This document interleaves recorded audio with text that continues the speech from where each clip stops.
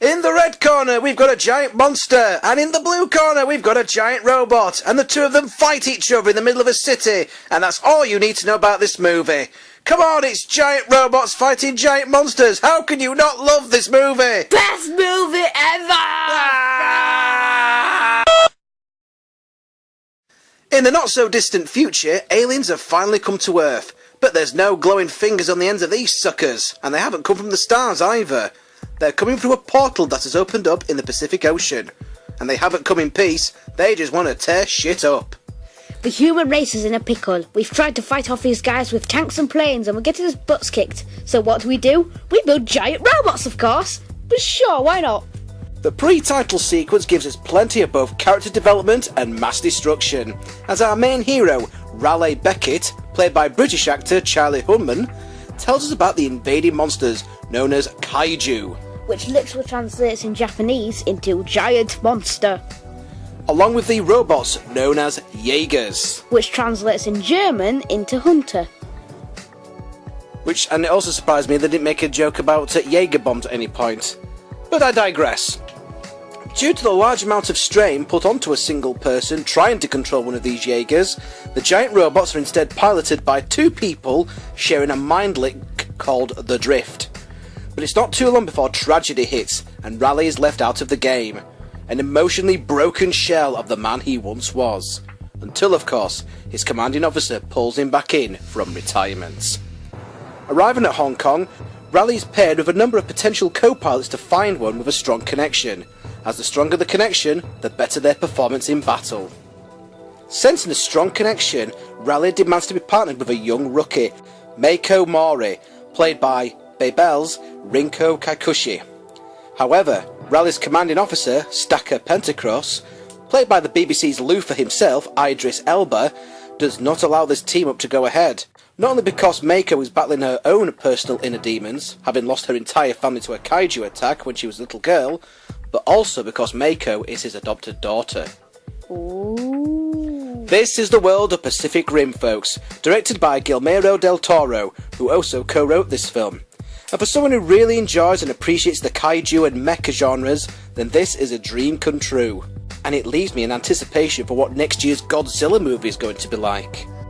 Aside from the giant-sized smackdowns that feature heavily throughout, Raleigh and Meiko are the life and soul of the movie, as we have two different people that have been spiritually and emotionally broken due to tragedy, but in coming together through the drift seem to become whole people again, like the bond is mending them. In short, it's almost like a love story but without the love. It's quite interesting. Meanwhile, Elba gives off a suitably commanding presence on screen as Stacker, and he even gets a corny but rousing Independence Day type speech. Meanwhile, Del Toro regular Ron Perlman is on hand to shark grin his way through what is essentially an extended cameo appearance. In fact, you might want to stick around after the end credits for an additional scene with his character.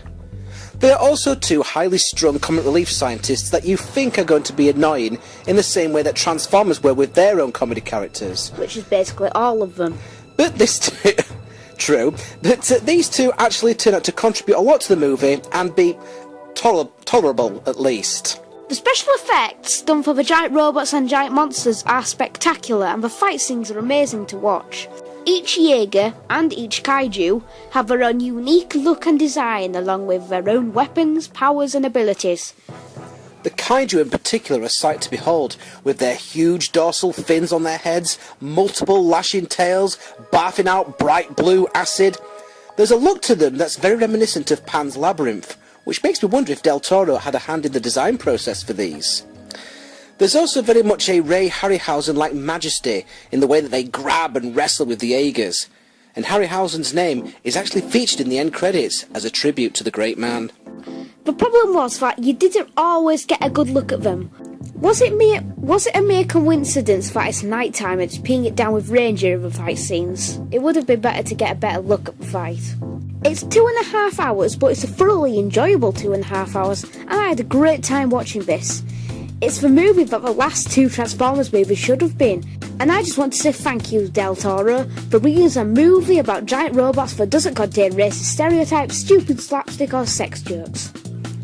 Del Toro has obviously been a big fan of this genre whilst growing up, and he certainly manages to wear his influence on his sleeve, rather than straight out copying them.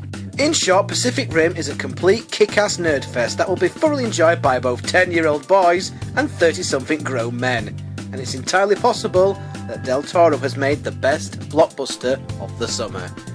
In short, the Big Daddy D I'm a little Daddy E. give Pacific Rim a resounding thumbs up.